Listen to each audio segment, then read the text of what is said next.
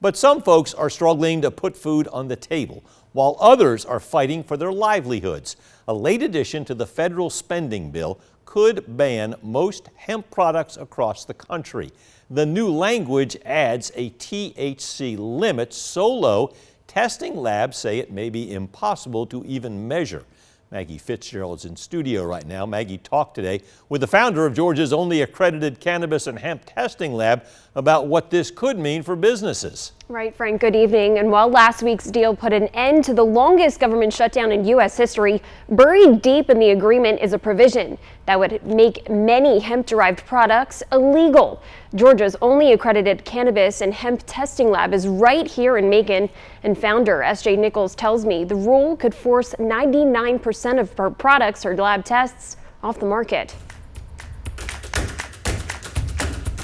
Transparency, safety, and tested products are the cornerstone of a successful cannabis market. The market that they're suggesting, you can't practically regulate because you can't practically test it. Macon is home to Georgia's only accredited cannabis and hemp testing lab, SJ Labs and Analytics. Founder SJ Nichols' team analyzes everything from gummies to drinks to ensure both medicinal and recreational products are tested, safe, and labeled correctly. She launched the lab in 2020, the first year hemp was permitted to be farmed in Georgia, and she's been at the forefront of pushing for strict testing and regulation to protect consumers and industry reputation. But new federal regulations may threaten that market. The hemp market as a whole in Georgia will collapse, because 0.4 milligram products, not only is it impractical to actually make and sell and test, it's not something that the consumer wants to purchase. The change, buried in last week's federal spending bill, sets a THC limit of 0.4 milligrams per serving. She says the lowest level her lab can accurately test for is 0.05%,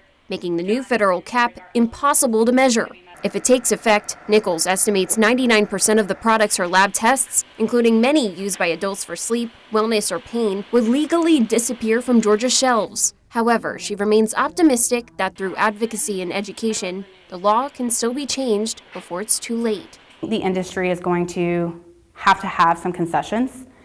We're going to have to recognize that the federal government is wanting to regulate this industry, and there are things that we may not get at the end of it. And Nichols Lab serves dozens of producers and manufacturers across Georgia, meaning any change could impact businesses and their customers statewide. Despite the federal threat, Nichols says she intends to focus on educating lawmakers and fighting for regulations that make sense for both safety and business. Frank, back to you. All right, Maggie, thanks very much. The federal limit on hemp is set to take effect next year.